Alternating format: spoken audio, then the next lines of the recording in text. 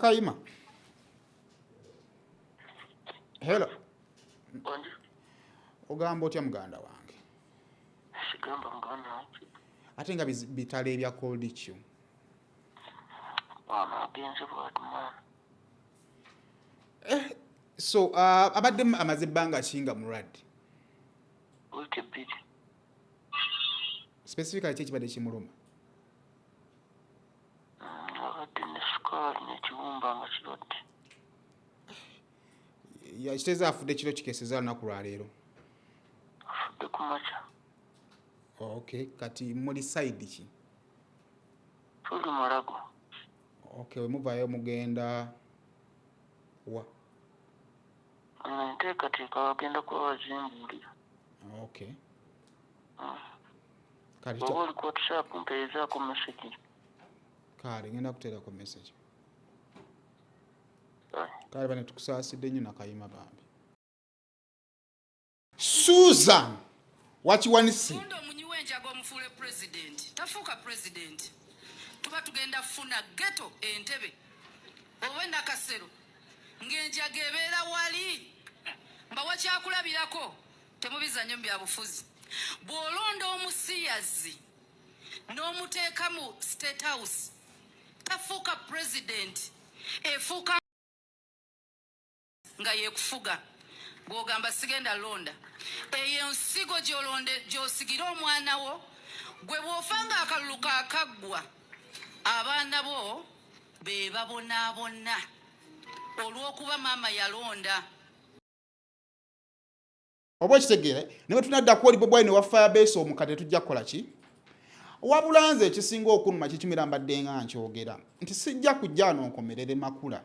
Ne BWIINO alina weakness eyo paka nakati akyavuma muhoozi obuki obutamiivu.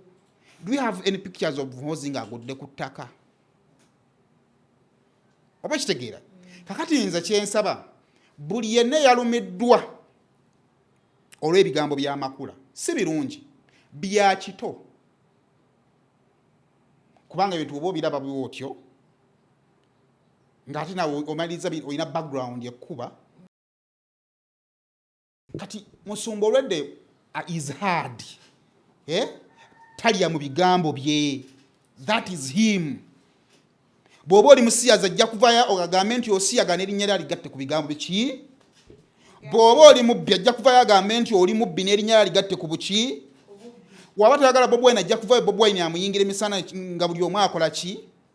Kati nze ndowooza mu process y'okuzimba Makula ate Makula twandibadde tufuna the lighter part of pasta.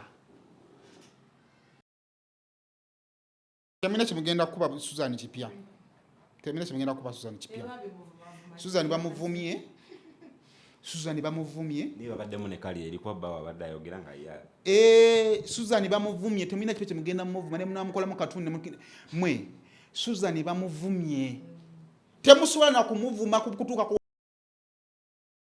Nana Hub Mouthwash ly'eddagala ettuufu ye nnakakasa mu kujjanjaba endwadde z'amannyo. Amannyo gakuluma bw'ossaayo ekyokya oba ekinnyogo gagasanyalala bw'osenya ovaamu olusaayisaayi oba ogayiza ludda lumu. Senyesa Nana naye weegendereza abafere tebakuguza kappa mu kutiya. Musange mu famasi zonna. Nana yakakasibwa National Drug Authority. Yellow Wood Travel and Tours Limited Febulina okwesiga okukolera ku nsonga za ticket ne visa ez'enjawulo ez'ensi yonna gy'oyagala ate nga tukolagana n'ennyonyi zonna. Oyagala hotelo w'otuukira oba okulambula ku Dubai? Jangu ku office zaffe ku Loom Street, California Plaza, Level 3, Office number 8. Tukubire oba tufune ku WhatsApp. E Dubai tuli ku Jamal Building, 8A Street, Naif Deira, okumpi ne Mount Royal Hotel. Office zaffe zatongozebwa International Air Transport Association, IATA. Website eri www.yellowwoodtravel.com.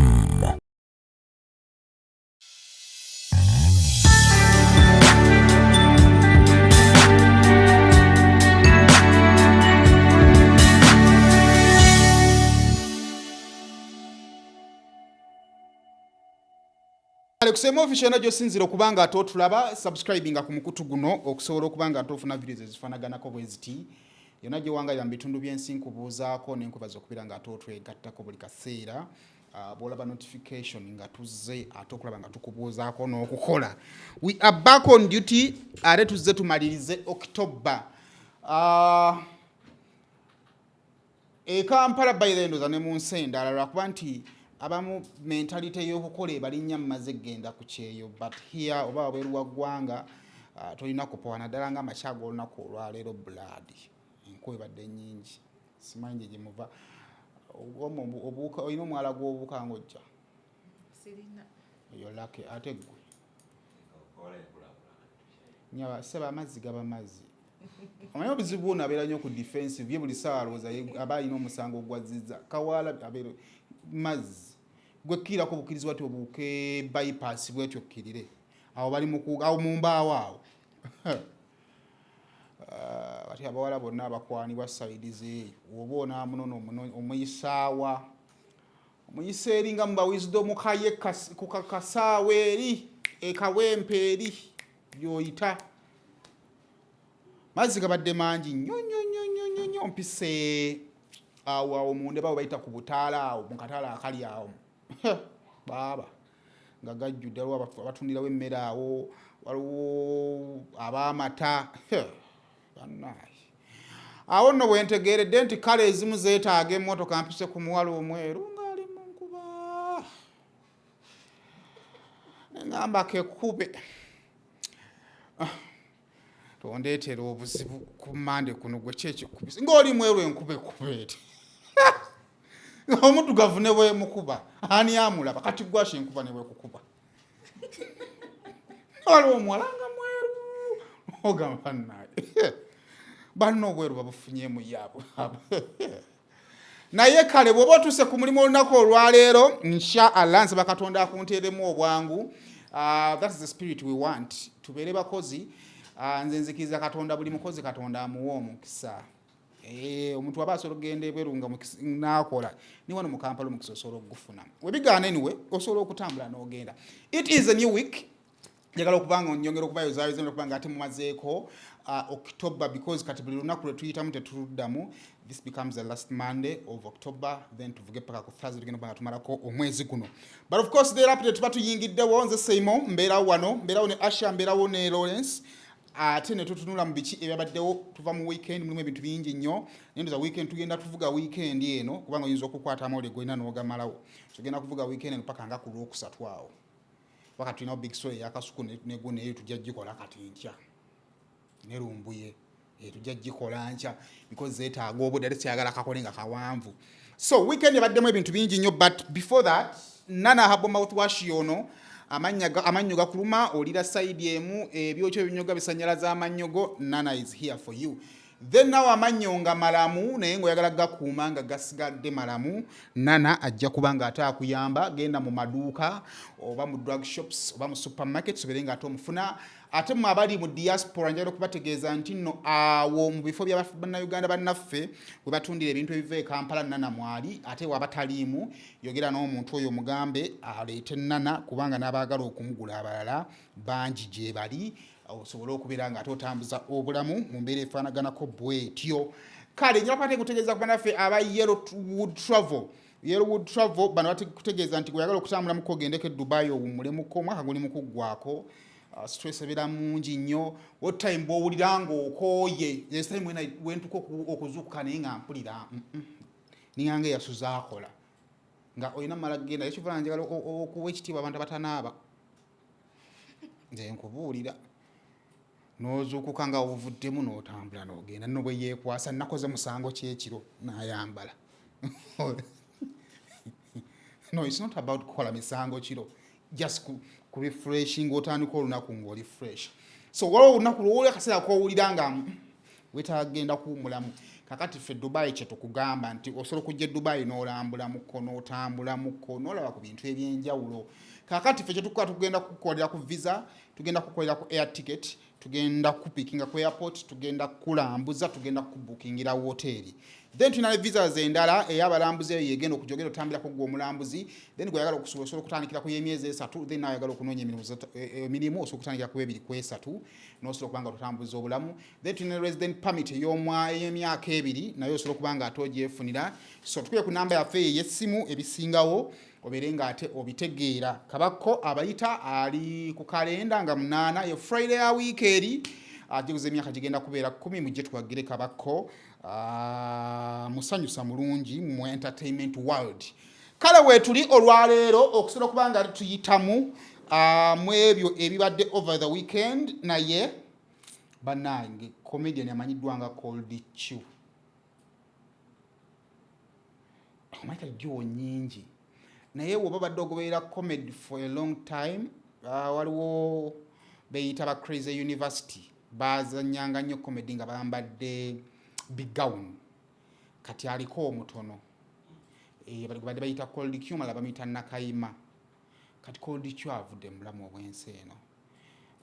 What I remember about Cold Chew twazanyiranga comedy zezimu ku diwo ezajja Sebakijeze yaleeta teyaziyigiriza comedy but abantu nga bayayana okuleta okuva mu comedy wa mabalo okudda mu Club Bonita okudda mu Urban ngoino yitako Club Bonita kati abo ba Crazy University mwalimu ba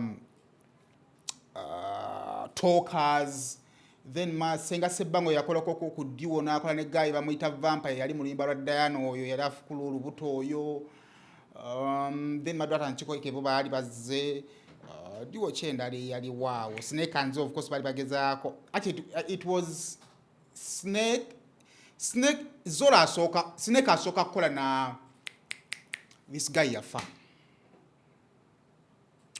yali dancer bani balete mubadde mu Uganda oyo guy yali dancer yani yali omumpi I've forgotten his name. Twamuzika ne side ze Butambala. Yali azinanga nnyo. Then doze bafuna obuzibu Snake nafuna omulala. They had a duo eyagolongotana. So baddewo badde akola bulungi. I remember nabalabako ko nemba kyaza nakaawo kutukyakyancha because I think there was a mwaka nga gumu emabega. Gabanga matwagala kuyita mu ko nemba kyaza balina concert. Kati yanzuki nti Cold Chew yafuna ko bayinako ku drive eranga muradde doze bakusonda ku sente najjanja ku yajjanjabye bande jogerako ne kalira nangama nti abadde ina series ebimuluma badde bingi era actually ndoza ku bimu ku videos walo video zaade zitambula uno nasemba okwogera nabo February so that's when nabakola ki we nabakyaza February nga 21 this year teyali ku National Theatre bayi national teyali ku National Theatre yali yalina weeri kuba bampeeza ne poster ya Kayisanyo yino ne bangamba mba hosting nange nemba hostinga. Okay, I thank God naba hostinga manyi omuntu asobola okukusaba ekintu n'otakikola n'afuna obuzibu n'obeeraawo nga n'otandika kujja kweyogeza naye nga mu mutima okimanya. I thank God babano nabakyaza. Kale kakati bannaye twagala okubasaasira omanyi bakomera mu Uganda but they have issues.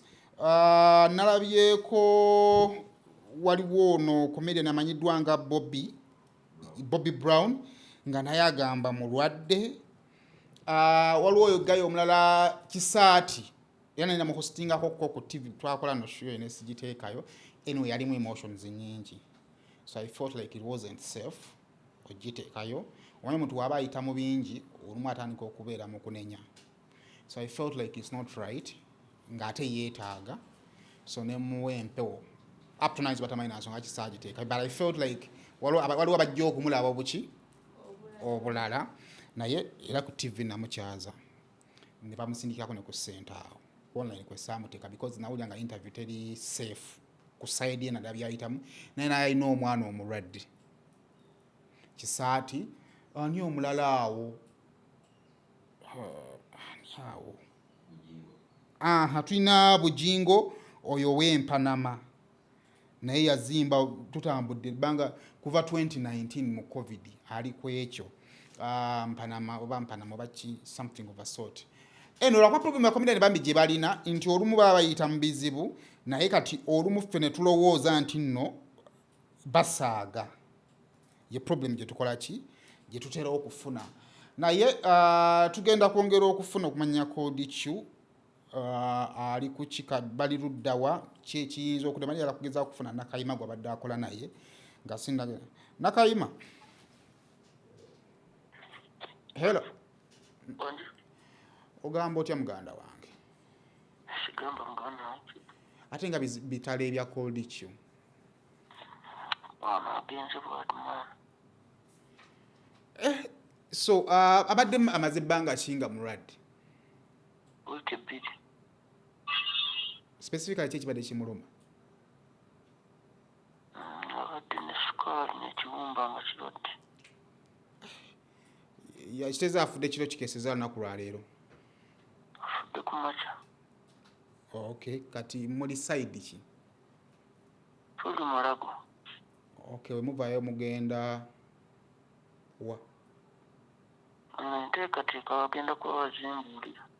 Okay. Bw'oba oli ku WhatsApp mpeezaako message. Kale ngenda kuteerako message. Kale bane tukusaasidde nnyo Nakayima bambi. Kibinya ekirala olina ofuna kamupulanga nontereka ya time kweno line. Kale.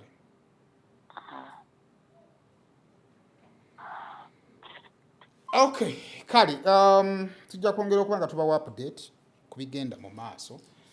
Omanyi comedy industry buli wembeera awo Lawrence ze na time when natuka 2018 nze nafuluma comedy munze mu time ya career yange wendowooleza nti nno nali ntuuse mu makungula. Lwaki? Nti nali nze ko host wa Muhanji nga Muhanji akashiftinga okuva ku 400 ogenda erugogo. So kitegeeza nti success ya comedy story yonna gyefunye ng'eri erugogo nayina omukiso gibeeramu. Naye some of the things be na realizing and problem ya comedy wa Uganda aleeta basita batono. Bukyanga ba Maulana and Rain bajja we failed okufunayo comedian ow'amaanyi ali mu level yaabwe ninga ba Maulana and Rain bajja 2019. Kyokka ate nga no mu Uganda comedian asobola okukola sente eziri convincing yoyo akoze erinnya nga basobola okumutegeka. Basobola okumutegeka alongside n'abayimbi ne bamuwa sente. Kyovala bantu kati wano mu Uganda comedian alina sente either abadde promoter Muhanji ntinya esiri amaine yategeka comedy store n'afuna ki abala bonna abalina sente balina kubanga bamaanyi. Kati ne ngamba nti bwembanga maze mu comedy emyaka 3 nga sikoze erinnya ate nga nyinza obutalikola nkya kituufu osobola okubeera ko host wa Muhanji era nga buli bwenzi jampa emitwalo tugamba 2 naye emitwalo aga 2 gana asobola okumbezawo n'abaana n'embeera mu bulamu obukola ki era paka na kati tosobola kubuuza Muhanji nti Saimu waaki yalekerawo okufuuka host ne Dr. Tyo yakimbuuzaako nga ngamba ne lwaki tokyajja lugogo kubanga ne bwe ntulawo obutuuzi bakuwa ssente naye nga ndaba valiyazo sizikola ki ne ngamba naye ndowooza kanneerumye neesubye buli obusente obutono ngende ndabe nsobola okukola ekintu kye ndowooza nti kisobola okumbezaawo ebbanga ki nabeeranga eyo nendaba abantu bembadde ndowooza nti nsinga nga bashayininga omutima ne gunuma ne tandika okulowooza nti nakola ensobi era nze emyaka ekyasinza okubeera emizibu gyamu obulamu wange 2019 paka ngaawo 22 nga nyingira awo 22 nga ndaba nakola ensobi nga gyendi ate nga sikyasobola kuddawa mabega. So kati ye problem nti comedy platforms ntono eziwa ssente kati osaazi mu bato olina comedy store esobola okuwa comedian emitwalo 5 ebbalo ze nakuwa emitwalo 5 kati ejjukira dyu bagenda kuwa emitwalo 3 oba emitwalo 2 muzigabaneko muggyeko transport mugenda okumaliriza nga batambudde nga buli mwaka zeena emitwalo nga 10. Kyokka the problem ya factors za art fenna zezimu ebigwira omuyimbi ow'amaanyi ebigwira n'omuyimbi atandika nti abakazi nga webakwettanira gwe sita nange kajongolo kubanga abawala bajjanga bali 5 nga sita ali ogwo kitegeeza omwafunye omukisa n'alya sita abaana bajja kugabana ffe era kakati wobeera mu entertainment gozinga buzinzi mikono gaba bajja bamalayo basita nze nja kufuna abange era ogenda kuba basita baweddewo nga naawe ofunyeyo ki genumaliza abaana obazadde nesente tozikola ki so simanyi Batist naddaba comedian twongere okuyiiya naddala nti stand up comedy touch stage comedy takyakola naye comedy ku internet tekuli okimanyi nti no Makula yaleeta TV kika ne failing okufuna content wa comedy it failed era bagiziza mu birala nze nakola Kaweddemu na aromatic neeyiika mbu neeyiika I lost interest naye buli demo zonna zibaayitanga either za drama ate n'abaasi mu kuleetanga demo ezo abaali ba drama so tugenda omumalirizanga sente tetuzifuna amannya tugafunye ng'ebizibu bijja mulina kukaabira baki bantu kyokka nga ate sikyatteeka nti abantu abajja kutubeerera buli kaki so ekyo naye tujja kwongera okuba nga tubawa update naye ndowooza buli bwe tulaba ensonga ezifaanaganako bwe ziti bwe tuba tukola kiro mukisa naye tufuukula nga twaccommodatinga obudde buno obw'emisana comedian wadde tuyinza batukola n'abayimbi naye tetusobola kuvuganya n'abayimbi balinawo comedian n'obbanga ozuukuse up to now nze ekinjagazaamu tugenda mulangira nti amooti ebbanga notavanga ku radio ate akola ku makya naye n'ekiro akola nze ebintu Dr. Tiku excuse yangamba ezamujja ku radio gye nagaana okukkiriza muti Simon ntambula nnyo nkola nnyo Dr. Tiku tova ku radio ba Patrick BMC nze ku mikolo tavudde ku radio bino betugamba nti nkoowa nnyo bw'ogenda ku kyeyo okola hours z'otamanyi muwendo byebyo awo tuveewo tugende ku kitwogezeeze Ddumuna bannaye kabako bafunye omwana owokubiri mu Ddumuna naye ndowooza aba wakusatu gwe tumanyi gwe tumanyi twasima ogende wa Ddumuna nga nabanga Ddumuna olubutoto oba lwakuba muwanvu abamu tebageza mbuto nomulimu abakazi nga just tageza kati ngendo masalo tine naye ngendo omugongo omugazi n'amaanyi ga Ddumuna bangambye abadde alina ku visitation n'agamba kanneekooneko wano nabakolera nti nzadde Ddumuna tukuyozaayoza njagala okuvumirira abantu abeesibye ku mukono gwa Ddumuna please concentrate ku mwana omukono gwa Ddumuna muguleke omwana yalinga bataddeko Ddumuna entutunagamba na kono nga tegumakinga na nnyinigo bana tuconcentrate ge ku mwana azaaliddwa omanye okuva ku mulama kwe kusinza okuzza mabega eggwanga lino eggwanga no twandibadde tuli wala nnyo we pay attention ku bintu ebitalina bwe bitutuusa bazadde omwana muwala ensonga nyingi zetusobola okucelebratingako azadde kasukaali oba ntegeera kati omukono oba ofaako ki I understand gwawukanira ddala neeno waggulu but regardless we move sagala atudde kuddaawo olina dda ku mukono naagukomentingako kati ono bannaye ate omukono kyekyaguganya owange naye akabako tukuyozaayoza kabako yagamba agenda sanyuka busanyusi yeah actually this is a build up of Kabako's happiness simanyi oba mulabyeko ku family ezaddala family ya Kabako it is a real family baddala nalimba ddekayo baddala nga bw'okiwulira baddala nnyo n'okwawukanako ku couples etulowooza eziri organized nti simanyi abakozi omanyi there is problem of abantu abeefula ba corporate balwana bakuba bakazi olwo ne gwebaŋŋambe neyanoba naye njabba eddako edda ebyo sibimanyi nibaŋŋambe yanoba okunoba kuli mu ggwanga muno okwawukana kuli mu ggwanga waliwo amawulire gesinakasa aga eyanoba aga emikwano egyasatulukuka mbunga omukwano ogumu gutambuza olugambo okufaako obufika oli bannaye enviira mu maka olwo olugambo lujjaawo mu maaso kati olugambo lwa spice nalwogerako awo naye nalwo nkyagezaawo okunoonyereza kifo kye bakolera meeting bangane spice yatandise meeting y'emikolo olwo nalwo nkyagezaawo okulunoonyereza kumanya meeting zituulawa naye baŋŋambye omusajja omukwano guli ku musajja guyiika buyisi ate nga ne wano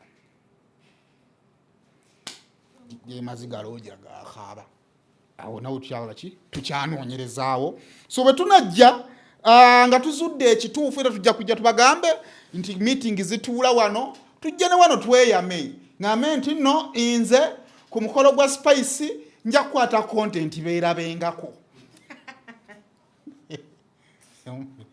mumpi wakoma wakwata so baleno zakaneeyamire wano banaze nsazeewo njaleeta kamera ku mukolo gwammwe nkwate musobole okwerabangako ebbanga lyonna so eyo contribution yange kyensobola okukola so nja kuteekayo ku mutimbagano so do not mind about kasente kenyinza bakola mu sente zinavaayo zibaddiza bani basiru okwata ettondo ly'amazingo liza ku nnyanja oba olina amagezi nsibanga musajja sente zayina wama todamna kuleta bintu ya kisiro tubitabika mayi guno wate guyina amagezi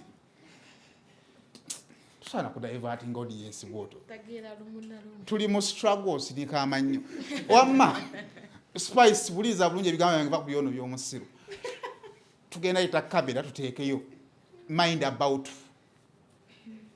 kweraba tofa ku sente obu bayira efu wano tushina manyi sente za manyi zetukola ziri awo omanyi mubega awo atandikira YouTube ng'abayimbi tebaagala kugaba interview ng'omusa interview tugenda kunkola mu sente notima ombegole mu industry ne TV naye na YouTube channel ogamba labene embuzi sayimo gwomanyi gwokubira n'omuganda tukoleyo akantu oyagala mumuwa interview ogiwadde mukama wange yengini yasemba gwotali sisinkana abeera eri kuseena mbagaga banne gyaliira ate gwowadde kyebaliyo kati balina music waabwe astruggling onoonyawo omuyambira ate kimanyi mukaba kagenda kuza emyaka 10 ng'akokola muziki kati nakuwagenda okujaganyiza enziba z'okufuluma 8 Novemba kalenda hoteli amakinde ku mutwalo gumu byebyo emitwalo 2 emmeeza gakadde ga 10 Novemba enensita emitiyera ku mutwalo gumu byebyo emitwalo 2 emmeeza gakadde emyaka 10 gyakabako ng'akyakalanya siteegi ebisigadde 2 ne mukalanga akaddeko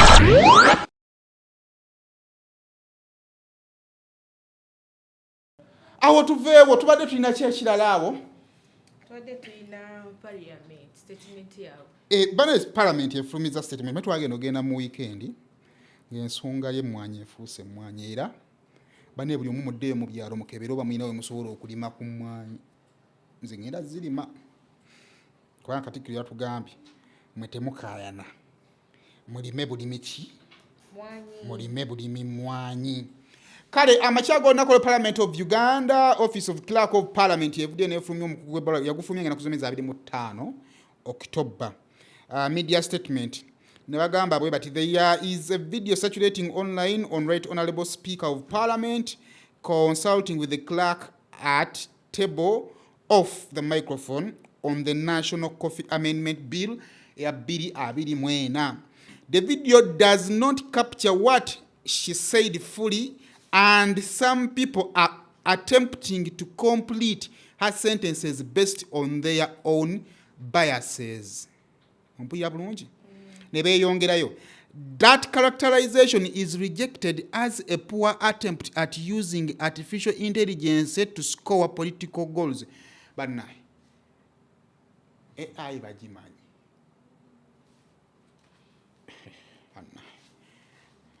Kuno kutu ndangu kutali kwa mbuzi tomanya okwandiga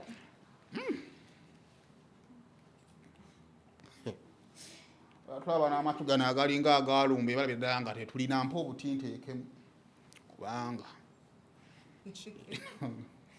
ate bwe twateekangamu obutinga batukuba obufaananyi twafa mu mpenteekemu bakimanye tulina amatu n'ayongeyo n'atugamba a section of honorable members of parliament had alleged that the National Coffee Amendment Bill 2024 is poison served by the government to the people of Buganda.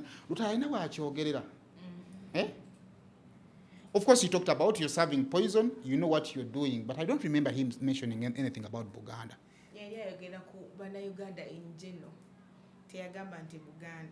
Nagamba, you know how important coffee is to our families. Anyway, kati yesonga mande is Muganda, but he didn't mention about because I told kwogera ku families ngati tuweri fali ngako. Unless ngabaga se bigambo bya lutaya ne babigattana yayogera about Baganda, because yes, there are people who talked about Baganda. Na yate statement gye bakozesezza ya lutaya.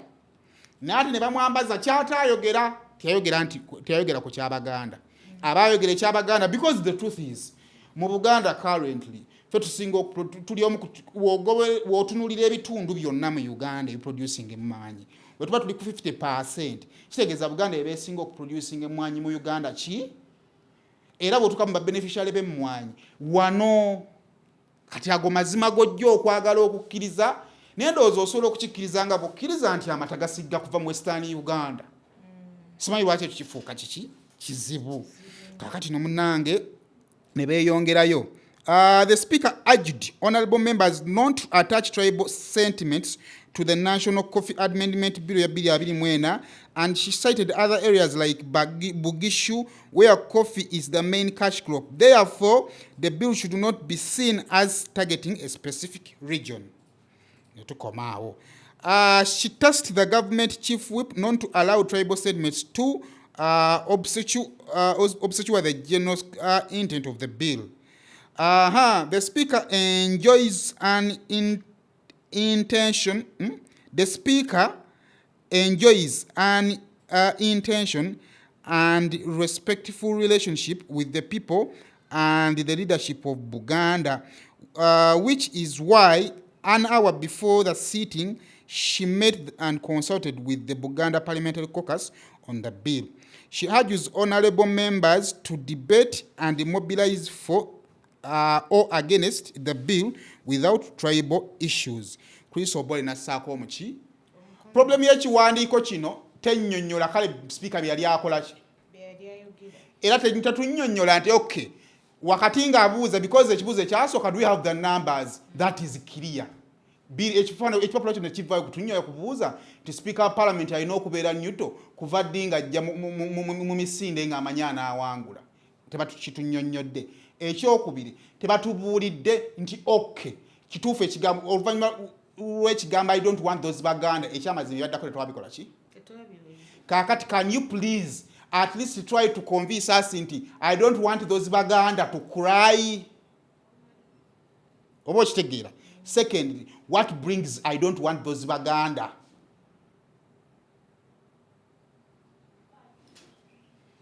Speaker afuna decide if we were to explain konze ekyokubiri kiki ekiresa the statement I don't want those Baganda kyekigiresa kubanga fena tukimanyi nga bwekinnyonnyoddwa the issue was not about a particular region oba kitegeera kyekireesaamu Abaganda mu nsonga efaanaganako kya bwetyo. Naye ne president yavuddeyo basibo ne banyabo n'ayogera n'akasa n'agamba nti mweriko etteeka eryo lye mulaba ligenda ekisooka emmwanyi egenda kusaliddeyo mu minisitule yaki y'ebyobulimi. Ekyokubiri n'alaga nti ebadde gavumenti ye NRM yeewaniridde emmwanyi ogituusa wano weekola ki kati ebyo mutandise okwasama yasama temwabi luli we baaleetera gundi ekitongole ekyo nga temukikkiririzaamu kati kimaze okujja ate baba akyeta babalaga nti balina okukijjawo kati ate mutandise okukola kyofuguma kati n'abakasa n'abagamba nti mwaba mu criticizing kati gye bujjawo mu maaso mujja kumusiima nga bukola ki oba ontegeera era kwe yavudde n'alabula nammwe ababiteekamu amawanga nammwe n'abakola ki n'abalabula. So kale week eno we are here to discuss these issues tujja kumanya where did we go wrong. Of course tumaze ko weekend namanga abantu recommendations zijja singa tubadde mu parliament yawa singa yagizedda but we are in Uganda, ladies and gentlemen. Kwagale mu mawanga amalala enkuba bwetonnya mmwe kati ziseerera kono ziseerera kwaki mwagala ebintu ebimu bibeerenga bibeerawo ne balanga tebisobola kubeerawo. So awo wetuli basebo ne bannyabo tweyonga tuli mu dakiika mmeka sagala kukola kawanvu 28 good time. Yes, Suzan Makula. Good morning, Suzan Makula. Ogambe ndabira full figure. Kufigure yavuddeyo n'agamba nti I want to answer them n'engamba kyekyo answer earth. Okana kangubi. Okay. Awo tuvuddewo tugende we tubadde tulina okubeera. Suzan Makula. Suzan yakoze statement z'abadde bbiri zisinze okwogeza abantu obwama. Wo statement ya okulonda abanywi b'enjaga on statement ya okumuwa obukadde 5 naba nina yanjaga actually buli 5 mu 3 kuba yasoka yamuwa 5 neno bala yamuwa 3 oli amwa billion 3 billion si million billion Suzan wakiwanise Mundo munyiwe enjaga omufule president tafuka president tuba tugenda funa ghetto entebe owenda kasero ng'enjaga ebeera wali mbawa kyakulabirako temubizanyo mu byabufuzi bw'olonda omusiyazi n'omuteeka mu state house tafuuka president efuuka nga yeekufuga bw'ogamba sigenda londa eyo ensigo gy'osigira omwana wo gwe bw'ofanga akalulu kaakaggwa abaana bo be babonaabona olw'okuba maama yalonda maama kakati ebigambo bya Suzan ekigenderwa kyabyo kirungi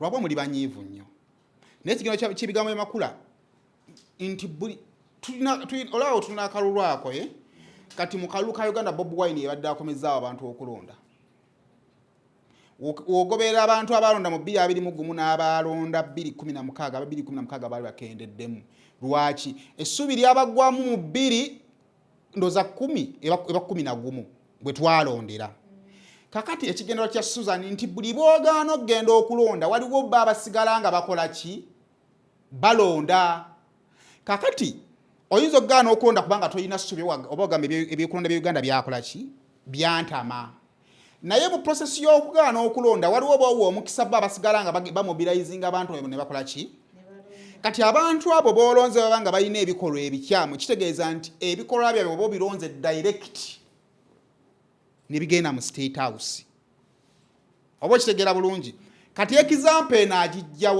waliwo ndoza mu Bible wagambye nti bw'olonda munnakatemba okumutwala mu lubiri oba tolonze munnakatemba oba okutte katemba oba otutte muki mu lubiri of course Bible ina ebintu byayo kyova nti endagaano empya n'enki n'enkadde oba okitegeera ekyokubiri buli kintu kisobola okubeera ekituufu ku ngeri gy'okikozesezaamu ate kisobola okubeera ekikyamu mu ngeri gy'okola ki kakati ebigambo bya Suzan bituufu naye ko bagamba nti awali omugenge tofunyizaawo ki ekyokubiri position ya church house of prayer sawa zino emanyikiddwa naddala ekituuka ku byobufuzi byaki by'eggwanga lino buli omu akimanyi nti nno omutwe omukulu gwagira jjeno muki oba ontegeera kakati buli wookola statement nga eringa ng'erina gwerumba atawagira muhoozi of course kitegeerekeka ekyokubiri ne position y'ekkanisa nga tubeesinga ku musumba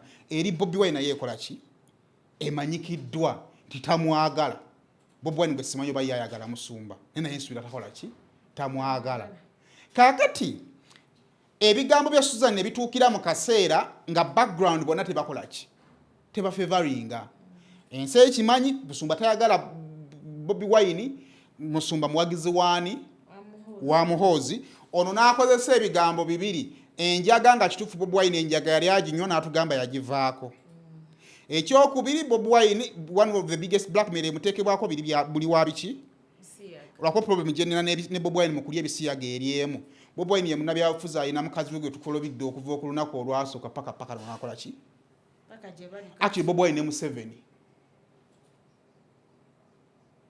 beba public figure naddala bannabyabufuzi abalina bakyala baabwe betusobola okunnyonnyolera abasigame nti si bafumbo naye babakwekanga bwenkweka owange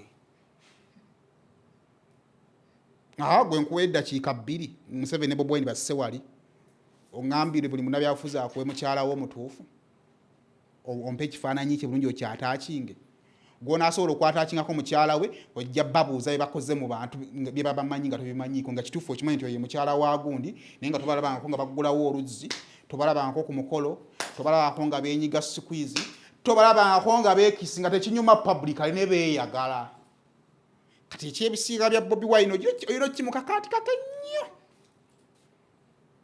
kisobola okunywera naye nze mu byonna nina gundi zange bbiri.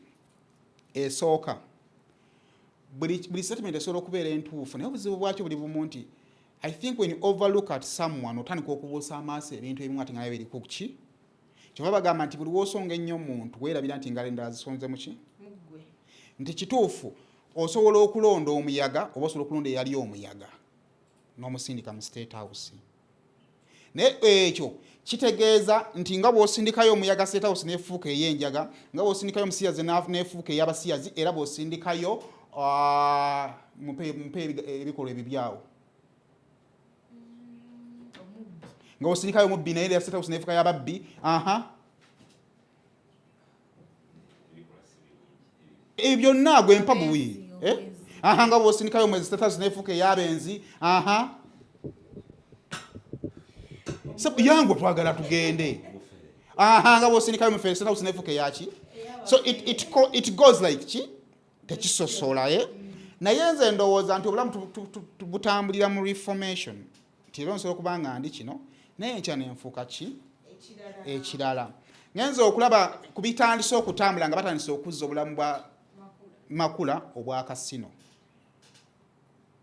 oba okitegeera so kale kireetera Makula okubanga ye yatunuulidde entebe empanvu ey'obwa pulezidenti naye obwa pulezidenti butandikira mu maka gaffe State House esookako ey'obulamu gy'olina okwachivinga Asha bwe bufumbo ye State House esookera ddala wemba nsobola okutya okutwala omuyaga mu wa president the same fear gye nnina mu kutwala omuyaga ku bwa president is the same fear gye nnina okuba nayo mu kumutwala mu bufumbo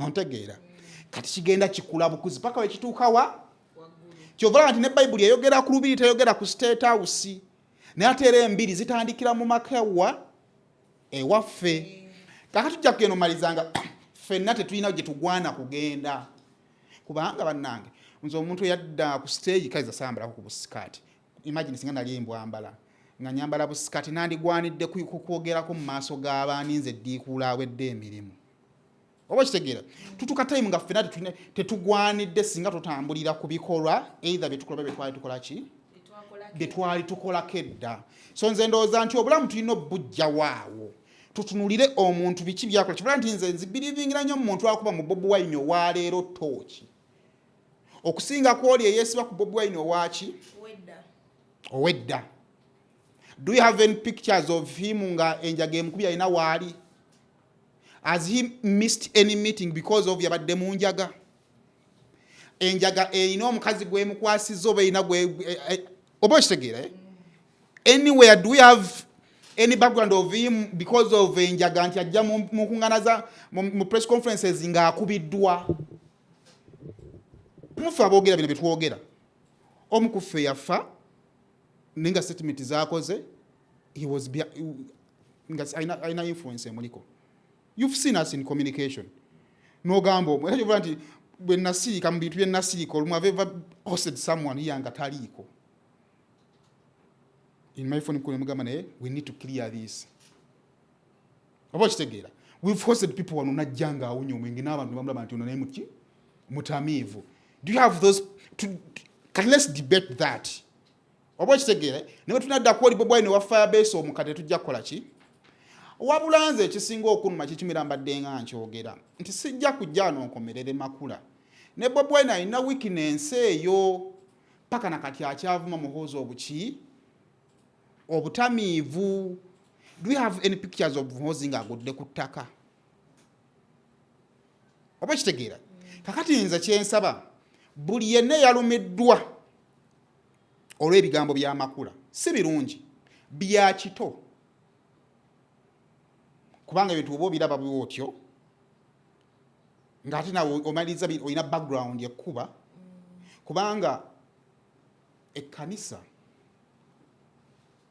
kyebimu ku bifo eby'omugaso mu nsi kyova nti ne mu ntala abantu baddukirawa makanisa era singa tuba tuzzeeyo eri ku nnono y'okulonda mukyala musumba obanga alonda mukyala wa kabaka Nabagereka ava mu famire y'Abaluswata genda enkumba, it is a very big family. Erina background. Actually, as a office bwe towasa mukazi gw'oyagala. Towasa mukazi gw'oyagala, owasa mukazi gw'ogwanidde kukola ki? Kuwasa, gwanidde kubeera naye. They go back, ne bakola background check, ani akuzaala, osomedde wogenda kwogera ki? Nti mukyala kabaka ogenda tuka time nga tugenda okwogera. Nga amasomero g'osomerako ga mu kyalo. Olina okubanga osomedde mu masomero agaki na relevant examples. Have you moved? Nate tukatime tugamba society moving the past that. Oba kitegeera. So tuveewa tusembe tukole ki? Nti nze singa omuntu atandika okutambuza background ya kasino ku Makula nja kukulumba lwa nsonga emu nti nze ng'omuntu abadde awuliriza Makula amugoberera. Ensi eno tenaba ku mukazi mugezi ng'oyo yakolanga program gitatambula n'okumanya batambula n'omulembe nga Makula akola health era ndowooza mu show za Makula ziyasooka okukola ku Soul Talk yali yabyabulamu. Makula akunnyonnyola health mu bapresident bennakalaba akunnyonnyola health n'omuwulira Suzan Makula ndowooza amudira amuyita Happy Powers sirwa kuba nti nkola naye Happy yannyonnyola ekintu ekiri about health n'owulira nga kikubadde n'ova mu show no understand nga kyokola ki. The same applies to Makula. She's wise. Naye kati problem eriwo ntino tulina olutalo tutunuulidde nti we are looking at attacking one person. Tugenda malizanga mu kugerezaako okwattacking that one person naffe twekubiddemu ng'abaki ng'abantu. Naye ate ekigendererwa kye kyabadde kirungi ekyokukunga abantu okusigala mu byobufuzi nga balonda abakulembeze baabwe. The intention of the word is right. Oba kitegeera. So, ekyo naye nekiri ekyamwami Kyagulanyi nze am kindly saying because of the background gye tulina tetujja kusobola kugamba abantu bannange nti look at Bobi Wine gwe tulina kati ng'ate ne Bobi Wine alina gwakkakkanya olw'omuze gwe oba olw'ekikolwa kye kyakola mu bisaawe eby'eddembe ng'amuvuma omwenge. Sinakindi tujja kugamba kati bannange buli omu wabbe twavume munne nga bw'akola ki? Kubanga n'oli awulirwa nnyo ng'avuma oli omwenge n'obutamiivu naye sanga ku muhozi ng'agudde ku kkubo bassebo ne bannyabo sijja kusaala kujja wano nnimbe simuwulirangako. Nana Hub Mouthwash ly'eddagala ettuufu lye nnakakasa mu kujjanjaba endwadde z'amannyo. Amannyo gakuluma bw'ossaayo ekyokya oba ekinnyogo gagasanyalala bw'osenya ovaamu olusaayisaayi oba ogayiza ludda lumu. Senyesa Nana naye weegendereza abafere tebakuguza kappa mu kutiya. Musange mu famasi zonna. Nana yakakasibwa National Drug Authority. Almutawa Enterprises Limited bano be bakafulu mu Real Estate Development. Oyagala kutunda oba kugula ttaka, Almutawa Enterprises Limited be bakafulu balina polote enteeketeeke obulungi ate ng'ebbeeyi esobokera ddala. Ensonga zonna ez'ettaka n'oddikulaakulanya zonna bazikolako. Bagula n'okutunda amayumba ate basolooza n'ennyumba z'abapangisa ku lwa Land Road kw'ogatta n'okulabirira ennyumba zo. Almutawa Enterprises Limited beerufu. Almutawa Enterprises Limited esangibwa e Nansana ku Hoima Road mu Nansana Municipality. Oyinza obbafuna ku ssimu 0705 479 oba 0753 319 ne ku ssimu ya WhatsApp +973 362 388 59. Teweerabira Almutawa Enterprises Limited. Now, awo ndowooza nvuddewo. Katono nnyo musumba papa pastor Bujingo teyategedde mukyayo byagenda kwogera. No, sibira nti osobola okuyita mu bintu byabyo by'omuntu yonna naye nze kyenina kinene ekirala ku Makula kiri kimu nti Makula bali mu muzimba mukuza kufuuka mubuulizi kubanga mukyala musumba gye buva ne gye bulago you're a pastor kubanga gwe abakulira abakyala mu kkanisa. The mere fact that gwakulira abakyala oba ofuuse omusumba w'abakyala mu kkanisa. Naye nze challenge yange gye nnina nti omukyala w'omusumba oba omwami w'omusumba alina omukomplimentinga, olina omubaako ky'omugattako.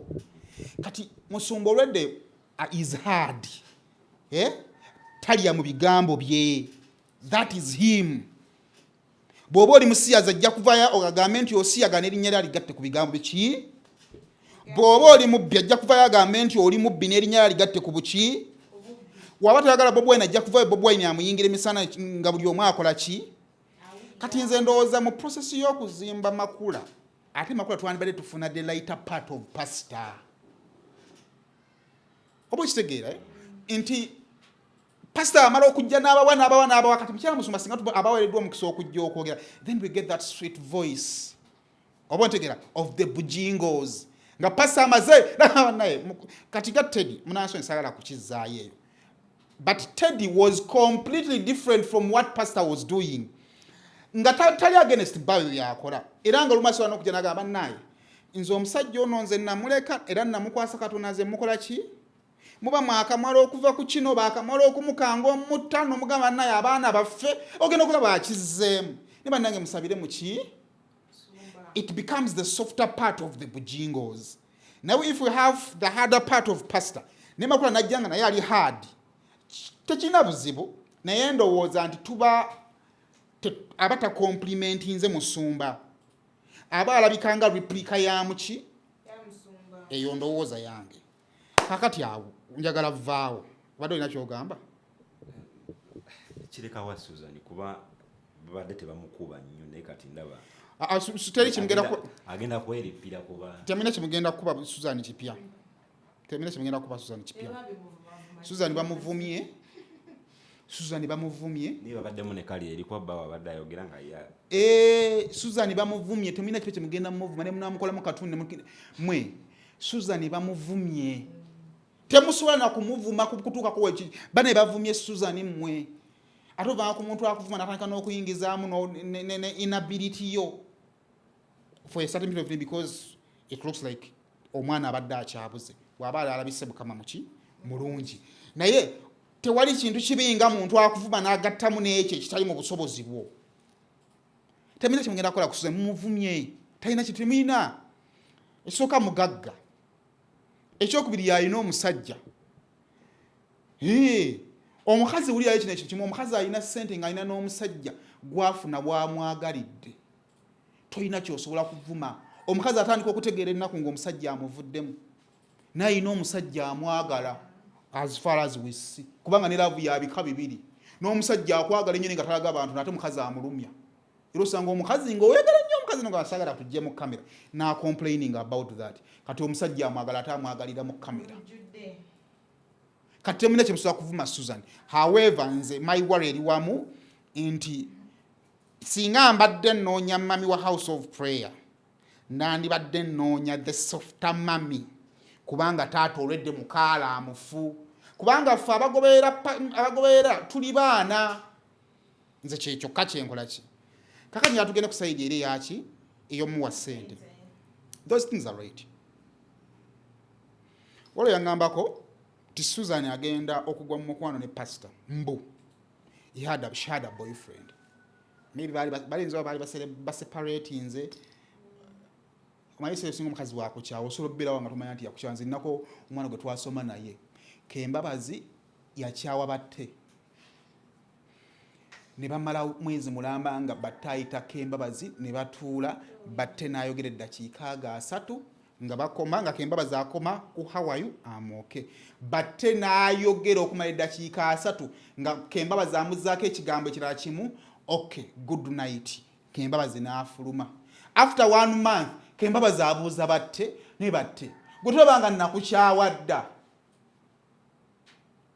batte yasituka busutusi ffe twasiimula amaziga mu ddoomu yali alina gaalubindi bwe yatuuka yajjako bujja gaalubindi bwati n'azissa ne mugamba guma nga bamukyawa kati omukazi aba yakukyaba yakola ki naye nze according to what they told me she had a boyfriend and I'm told he was a doctor simanyi mbu time neetuuka people ne batandika okugenda ewa Suzan magamba Suzan omukasajja mukole ki muleke ng'obudde bukyakola ki n'omusajja wuno ali willing n'okuwasa ayagala mbu that's what I was told Suzan n'agaana kakati nze oli wangamba nti waliwo n'abaamuwa ssente tekisoboka kuba kiki era ekyo kintu ekirimu ebintu bibiri first of all it proves the love Suzan has for pastor kubanga wano mu Uganda mumanyi ebyomukwano bya zzaala ashobeera omusajja n'akukwana kituufu ng'omutima gutandisa okukola ki okumwagala wayitawo omwezi gumu ebiri mbadde n'omusajja mukozeeko bye mukoze omukazi najja n'akugamba oyagala kinkuwadde emmotoka yiiri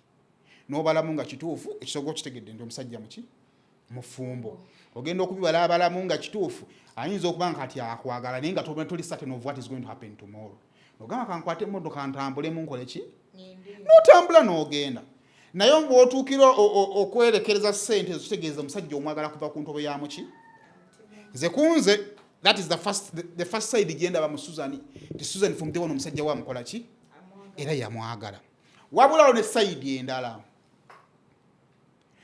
endala nti omuntu wawera million kale billion 3 is a bit exaggerated sister yes wakyongeddemu nnyo wakitaddemu samuli neki banga atadde kabutto mu kigodo nekigira pu naye tuve ku prices because tugenda ku prices ina kutujja ku muki ku mulamwa ekibuuzo side endala olowooza omuntu ateekamu obukadde 5 oliko omusajja aba afaaki ze kunze kye nafunye nti there are people who believed in Bujingo's ministry nga they are even willing to pay to make sure that ministry yekola ki esigalawo ng'eyimiridde lwansonga nti ekikolwa ky'omukwano gwa Bujingo ne Makula it was completely and it is still completely against the njiri Bujingo was preaching. Bujingo yajja nga kisooka avuma obubbi mu kanisa era abaali basolooza ebisaawe yakuba kiganda teyamuvuma manya bati tulina problem emu omuntu ayogera ku muzeegolooza akuvuma Bujingo yakuba kiganda n'amuyita kigwagwa n'avuma ebitiibwa mweyavumira ekitiibwa ky'ababishopu n'avuma abasumba balina abakazi ababiri mwayitira kiganda haji otegeera bulungi awo wonna najjawo nadda kubagala obukulembeze mu kanisa mwayingira basennyonga mwayingira ku basumba ababba ebintu byabamulekwa olw'ettaka lya Serwadda yayogerako nti Smart Serwadda yazimba ku ttaka lyabamulekwa bintu bingi nnyo kati nga singa amawulire gavaayo nti ate abadde avumirira kiganda okuwasa omukazi owokubiri ate naye awasizza omukazi owokubiri complete kyali kikuba ministry kakati omuntu ayagala ministry ng'ali willing okuteeka mu ssente okusobola okutaasa ki nti ffe tuli bubeezi ndiga naye existence ya house of prayer ministries waliwo omuntu agifuna million 10 buli lunaku ayinza obba owa security nga buli Sunday Bujingo alina okusasula million tugambe 10 okutaasa security ey'okudeployinga awo would you want omuntu ng'oyo akuwa million 10 agwe kantini wala batunda olive oil out kiyinza okubanga bwa kinoomu kubanga kafaananyi nga company oyo distributing olive oil abantu gwe bagulawo e Kanani ng'okola ssente would you wish ssente zo zeesaleko oba kitegeeza nti waliwo either mu bulungi oba mu bubi abaali bawulira nga ministry erina okutambula kubanga kino ngenda kibagamba problem y'obulamu eryemu mu time mwe tukolera ennyo ensi tetumanya wadde tubayo abatucelebratinga bwogenda ku online saa zino abantu films basinga okulaba zibalaba za aromatic net aromatic egenza okufuuka ey'amaanyi ku online ng'eye Masaka buli Christmas for the past 10 years Masaka lubo waakola n'akuba Maria fulu n'agijjuza waliwo n'olunaku aromatic lwe yategeka nga ne Lutalo ali wali Lutalo n'afuna oba abantu baali bina aromatic n'ejjuza ekisaawe kyonna go back and check naye awo ensi yonna nga Uganda tennabuuka nti nno mu Uganda mulimu drama group eyaki essaawa zino Bujingo erinnya Bujingo ly'amaanyi nnyo mu Uganda naye bwe kituuka mu bikolwa ate linafu ngenda kuwa example ndowooza yali Independence Night either yasooka oba ey'okubiri we waaliyo omupiira gwa Uganda jjukira Independence Night ebeera Friday ekulembera okugenda mu Independence naye nga Friday eyo ate ku Sunday waliyo omupiira n'ate nga jjukira Bujingo alina okusaba before 9th October kati nga first gyalina alina okusaba ku Lwoku ne batujja ku Lwokutaano n'alanga Bujingo was forced okulanga okusaba in 5 days ne kuva ku Friday ne kudda ku Lwokumeka nze nava ku theatre genda e Namboole by ssaawa emu nga Namboole ali bw'ati Nambolo oyo by capacity atuuza abantu emitwalo 4 bw'ogattako ne emitwalo 4 egiri recommended n'ekyemanyi ekitone nnyo mu stands Bugingo yateekamu emitwalo nga 7 ekitone nnyo kubanga twatuuka nga tuwulira ebbugumu mu kisaawe ne baggala emiryango ng'akawansi konna kakubye konna mudde mulabe obutu badde bazze mu video bazze mu kutambula Bugingo bwayingira yali ayambadde saati egundi ya mikono mimpi zino suuti zino ez'emikono emimpi kyenjukira nti Bugingo yeebaza Katonda for over 2 hours ng'ali mu weebale saba Bugingo yajjuza Namboole abantu abaali munda abasigala abweru nga kitundu kyabo kuba yateekayo screen nene ku screening abantu balaba obategeera kati awo nkubulira how big the ministry was kati beneficiary service provider oba omukadde w'ekkanisa oba omuntu yenna eyalaba amaanyi ga ministry eyo nga tasobola kukkiriza ministry eyo kugwa kati ng'asobola okuteeka mu zonna z'alina azikuwa eggwe Makula alabikanga ayagala okwabuluzaamu ministry eveewo oveewo okole ki nze zizuguni zange ezo 2 nti Makula asobola okubanga bbawo amukola ki amwagala okusinziira ku ebyo byamugwako however n'abaali bateekayo ssente baali bo balabye ekyalo ekijja mu maaso nti singa tetutaasa kino ministry egenda kukola ki kwabulukukamu kakati nze facts ziri nzikuwadde zaali ku independence night eyo bw'ovaako oyo abantu abaali bagobera sooti kiyinza okuba n'akakadde kaaga wansi kati njala okukwata statistics zange ezo zenkugambye ozikomparing ne night ezibadde zigenda nga zikola ki zibaawo olabe ministry yasigalawo nga bwe yali oba yeetoolako naye tebina kye mugenda kukola ku Makula. Get this from me. Mumuvume bw'owulira ng'ekintu ekikuweddeko you move on and look for what to eat because I mean ye ekyokulya akola ki n'omusajja amuli amukola ki so gwe simanyi oli oba olina simanyi ali bagamba omuntu gyasookugyako mukula eyo gyalaga eyo yakumutambuza ebintu. Anyway, ladies and gentlemen, daily update eyo nakola sigenda gisussa wano enkya tugenda kutandika ku nsonga zalumbuye ne so called babayita batya of course ne wazebanga naye balumbuye balina kifaananyi kikyebeewa abalwanirira ddembe bali mu struggle.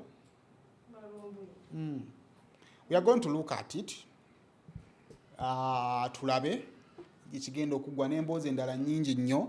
So this week we think we are action packed as usual. On Monday tubeera ne Junior shortly agenda banga atuuka wano nendoza katutekeyo eno video yetuukeyo then ebyo bijja kubanga bibagwako as time moves. Mbere bulungi mwendaba.